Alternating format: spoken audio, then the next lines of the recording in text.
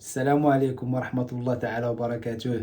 خوتي خواتاتي، نتمنى تكونوا بخير وعلى خير في صحة وحالة جيدة وانتم تشاهدوا معي في هذا الفيديو هذا. مرحبا بكم معايا من جديد خوتي.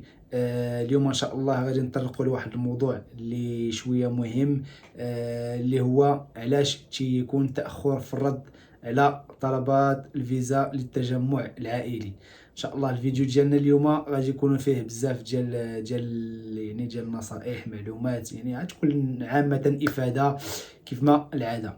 فقبل ما نبداو الفيديو ديالنا خوتي، نتمنى تشتركوا معنا في القناة وتفعلوا الجرس باش يبقى يوصلك ديما الجديد، ويكون واحد الدعم واحد التشجيع ليا كذلك باش نبقى كل مرة نشارك معكم معلومات ونصائح جديدة. فعلى بركة الله ندخلوا في الموضوع ديالنا ديال اليوم خوتي. بالنسبه للمشكل ديال التاخر على في الرد على التجمع العائلي، يقدر يكون من جوج ديال الاطراف. يعني يقدر يكون من لا بريفكتور ولا انت اختي كشخص. بالنسبه نتكلموا دابا على لا بريفكتور. كما تنعرفوا ما تنكونوش غير حنا المغاربه كما تنقولوا اللي دافعين الطوسه ديال التجمع العائلي ديالنا، فتخيل معايا تقريبا راه من جميع انحاء العالم تكون هاد الطلبات، مثل زعما بحال هاد الطلبات هادو، الجزائر، تونس، مصر، يعني حتى الدول الاوروبيه الاخرى، بزاف ديال البلدان حتى هما دافعين للتجمع العائلي. داكشي باش تيكون واحد الروتار في الرد على بحال هاد الملفات هادو ديال التجمع العائلي. يقدر يمشي حتى 6 شهور، يقدر يمشي حتى العام. المهم انت علاش هي عاوتاني يقدر يمشي حتى 6 شهور حتى العام، حيت هنا من بعد ما تيدخلوهم الملفات وداكشي كله، يعني ملي توصلهم الملفات، ملي توصلهم الملف ديالك انت وديال الاخر وديال الاخرين كلهما، فتيبداو تيطريطيو بشويه بشويه. من بعد هنا في فرنسا تيكونوا بزاف ديال العطال اللي يعني اغوغو، كما تنقولوا، اللي بغى يخدم العام طوال كما تنقولوا حنايا. ولكن لا، فهنا في فرنسا تيكونوا بزاف ديال العطال، تيكونوا العطله ديال نويل، العطله ديال الربيع، العطله ديال ما عرفت شنو، يعني بزاف ديال العطلات. تقرا شهر ونص ارا سيمانه تاع العطله، شهر ونص ارا جوج سيمانات تاع العطله، يعني وغادي هكاك. داكشي علاش فاش يكونوا العطال كلشي تيحبس. يعني ما غاديش انا بصراحه ما جي ماشي تيتماطلوا، ولكن يعني عطله خدمه. فاش يكون بنادم يعني في عطله راه ما غاديش يمشي خدام ولا غادي يجي مع الملفات للدار ولا شي حاجه. هذاك الشيء تيبقى حتى تيدخلوا الناس من العطله. حتى هنايا، حتى ماشي غير نتوما خوتي، يعني حتى هنايا فاش مثلا تيمشي شي واحد تيبي يدير شي اجراءات هنا ولا شي حاجه وتكون شي عطله، فكلشي خصو يتسنى حتى يدخلوا الناس من العطله. هذا المشكل اللي تيكون. المشكل اللي قلنا، المشكل الاول تيكون ملفات من جميع انحاء العالم. المشكل الثاني يعني الكثره ديال العطال. المشكل الثالث اللي تيكون اللي هو فاش يطيح شي واحد مريض، ولا فاش يخرج شي واحد يعني تقاعد. والمهم بحال اي، يا اما عطله يا يعني فاش ما تيكونش هذاك اللي عنده الملف ديالك ولا هذوك اللي عندهم الملفات تيطيح فيهم شي واحد مريض، لا تخرج تقاعد، ولا تكون العطله، فهنا كلشي تيتحبس خوتي خواتي. لذلك تيكونوا هاد الروتار كما قلت لكم خوتي خواتاتي.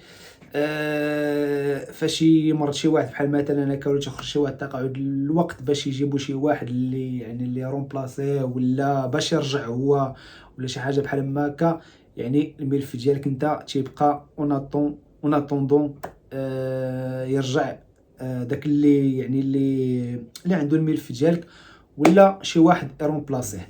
فهادو هما المشاكل اللي تيكونوا في لا بريفكتور. يعني كما قلنا العطال، بزاف ديال الملفات، شي واحد اللي طاح مريض، يعني شي حوايج بحال هكا، يعني اي حاجه متعلقه قريبه لهاد النقاط هادو فتتشكل واحد يعني واحد التاخر باش يردوا عليك نتايا. وصراحه ما عندك ما دير في هاد النقطه هادي، تيبقى داكشي شغلهم. يعني كما نقولوا عطله مريض، يعني خرج تقاعد، خصنا نتسناو. يعني كاينش ما تقول كاع نهائيا في هاد النقطه هادي، وما كاينش نهائيا علاش يعني تضغط على الزوج ديالك ولا الزوجه ديالك. انا بالدار الفرنسيه تقول لا سير ودير سميتو. فشرحت لكم خوتي خواتاتي بالنسبه لا بريفيكتور شنو تيوقع. دابا غادي نتكلموا على الطرف الاخر اللي هو انت ولا انت. اذا خويا اختي، فإلا كان شي مشكل ولا الا كان شي تاخر في الرد، يقدر يكون كما قلنا من جهتك انت، يا اما داكشي علاش خصكم تردوا البال خوتي خواتاتي فاش تكون تتعمر دوك لي دوكيومون اللي تيعطيوك باش تدفع الفيزا، في الوراق ديالك، عقود الازدياد، يعني ما يكونش شي غلط نهائيا. داكشي علاش تنقولوا للناس فاش لغدت ليه مثلا تتبغي تدفع الفيزا هذاك النهار ولا هذيك الليله، حاول راجع يعني الاوراق ديالك كلهما، واش كلشي كاين، يعني خصك تراجع كلشي قبل ما تدي الدوسي ديالك، ماشي انت راسها لا راه صافي الدوسي كامل. تقدر شي ورقه نسيتها كنتي حاطها، نسيتها ما درتيهاش في الملف، ولا تكون داك الاوراق اللي كنتي جايب انت درتيها من فوتوكوبي وبغيتي تخشيهم ديريكتوم في الملف، طاحت لك شي ورقه في الزنقه ولا شي حاجه بحال هكا. لذلك وقعت لي انايا، ماشي زعما هادشي تيوقع، انا وقعت لي في الباسبور. شريت دوك التامبر ديك الساعات كانوا في الاول تيجيروا ما عرفتش 200 درهم ولا ما 300 درهم، عاوتاني شريتهم انا فاش ولاو تيجيروا فاش تشري كلشي ب 500 درهم. يعني جاي ما عليا ما بيا، مشيت غادي للمقاطعه، ما فيريفيت ما والو، غادي للمقاطعه باش ندفع الباسبور ديالي سميتو. هذاك يعني اللي مكلف بمكتب ديال الباسبور هذاك الشيء تيقلب قال لي التنابر ما كاينينش. هذا تيقول لك التنابر ما كاينينش، تيطلع معاك المعلم الشكر راسك 500 درهم. تتقول واحد تبدا تشك فيه هو ياك ما سميتو، والله الا شكيت فيه هو الله يسمح لنا الله اعلم. المهم هذه نقطه غير باش يعني التوضيح، يعني اي حاجه بغيتي ديرها فيريفي قبل يعني ما تمشي تدفع الدوسي ديالك باش ما يكونش روطار. لانه فاش تدفع انت الدوسي ديالك تكون خاصك شي ورقه وتيعاودوا يتواصلوا معاك هما، ماشي ان فوا غادي تعاود تصيفطهم هذيك الورقه اللي خاصها ولا داكشي اللي خاصهم صافي تو سويت غادي يعني يكملوا الملف ديالك، لا تيعاود تيبداو معاك من ازر تتسنى نبدك عاد ثاني توصل عاد باش ترجعوا للملف ديالك. داكشي هذه نقطه علاش يكونوا الروطار.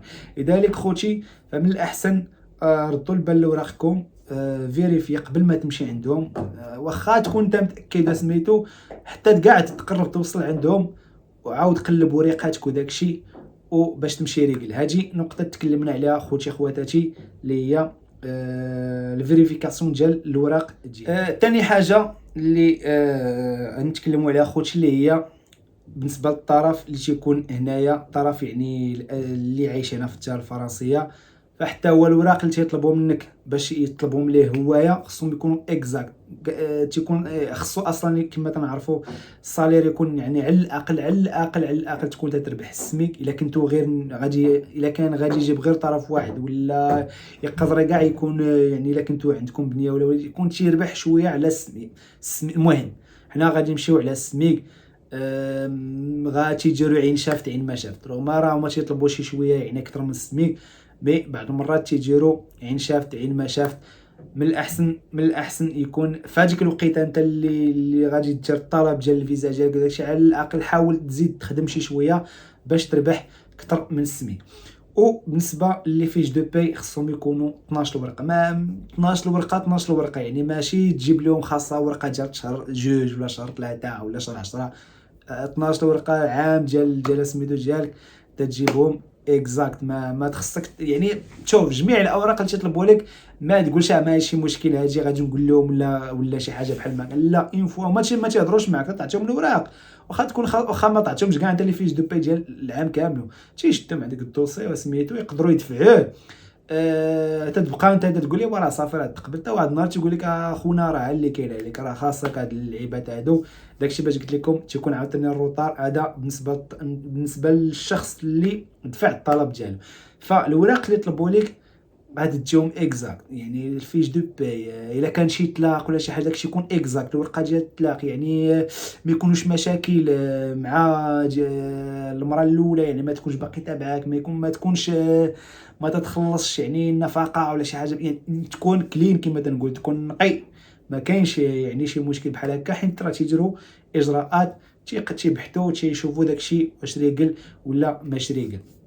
يعني هذه نقطة أخرى تكلمنا عليها خوتي، نتمنى تكون نقطة الأخرى اللي تتكون اللي هي الزيارة ديال المنزل. هاد الزيارة تاع المنزل أنا تنشوف أنهم تيجيو مع شي وحدين وشي وحدين ما تيجيولاش معاهم. يعني بعض المرات شي واحد تيقول لي راه جاو عندي انا بالنسبه للناس اللي هضروا معايا قليل تيقول لي راه جا عندي انا، جاو يعني كانت واحد الزياره للمنزل بالنسبه للطرف اللي عايش هنايا، تيجيو تيشوفوا الدار واش يعني فيها جميع المقومات باش تعيشوا فيها بجوج سميتو. على الاقل تيقول لك خصها تكون اف 2 ولا تي 3، المهم شي حاجه تكون اف 2 على الاقل. اف 2 يعني عندك اون شومبر ولا دو شومبر، كوزينه، المهم تكون بالنسبه يعني تكون ملايقه بالنسبه للمعيشه ديال جوج حتى ثلاثه ديال الناس. هذه نقطه ما متاكدش منها، يعني بالنسبه ماشي ما متاكدش منها، مي تنشوف انهم بعض المرات تيديروا عاود كما قلنا عين شافت وعين ما شافت، ما تتكونش هاد الزياره هادي، وبعض المرات تتكون. فلذلك انت من الاحسن، وحتى كاع الا كانت هاد الزياره هادي فقط الدار تكون نقيه زوينه بحال فهمتي، تكون نقيه، لا يعني واحد المكان لايق للمعيشه، ماشي تمشي للدار تلقى بجرت لا الحيوطه الكوزينه مرونه، يعني تكون الدار نقيه مقاده مصوبه، ما فيهاش زعما شي يكون شوفاج، يعني تكونوا المقومات ديال المعيشه في هذيك الدار. وواخا تكون صغيره واخا تكون كبيره، يعني كما بغات تكون، المهم تكون لايقه للمعيشه. فهذه نقطه تكلمنا عليها خوتي اللي هي الزياره تاع المنزل. وهذه الزياره تاع المنزل تتكون على الاقل كاين اللي يعني تتقرب تخرج ديك الفيزا ولا شي حاجه بحال ما هكا، عاد تيجيو عندك للدار. المهم نتوما باش تردوا بالكم، فمن الاحسن تكون الدار نقيه واجده، يعني يكون ديما نقا ديما الدار يعني تنشوفوا انها لايقه للمعيشه. هاجي نقطة أخرى تكلمنا عليها خوتي، وندوزو النقطة الأخيرة اللي سبق لي وتكلمت عليها في البداية ديال الفيديو، اللي هي شحال تاخذ الفيزا باش تروح.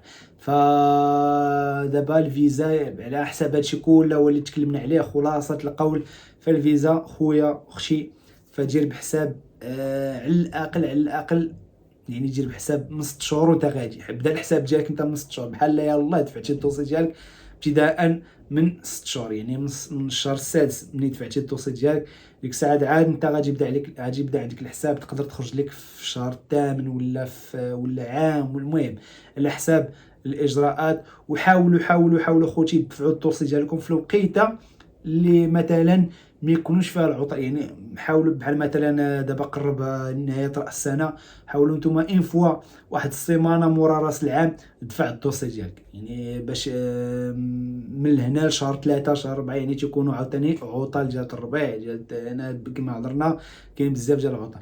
يعني بالنسبه للناس اللي تيبغيو يدفعوا الدوسي ديالهم، فمن الاحسن تسنى حتى تقرب سنه العطله، وديك الساعات دفع الدوسي ديالك باش ما طيحش في هذا المشكل ديال لي فاكونس وهادشي هذا كله ولا تكلمنا عليه. لذلك المده باش تخرج لك الفيزا خويا ولا اختي، فكيقلت لك بدا الحساب ديالك انت من الشهر السادس، تقدر تخرج لك في عام، تقدر تخرج لك في عام وشهر، على حسب يعني على حسب الاجراءات اللي دارت، وعلى حسب واش كان خاص شي ورقه، وعلى حسب واش يعني كما قلنا خص الامور تكون ريجل كلها. نتمنى خوتي نكون قدمت لكم نصائح ومعلومات جيده في هذا الفيديو هذا. نضربوا موعد ان شاء الله في الفيديو القادم، كما عودناكم معلومه جديده ونصائح جديده ان شاء الله تعالى. السلام عليكم ورحمه الله.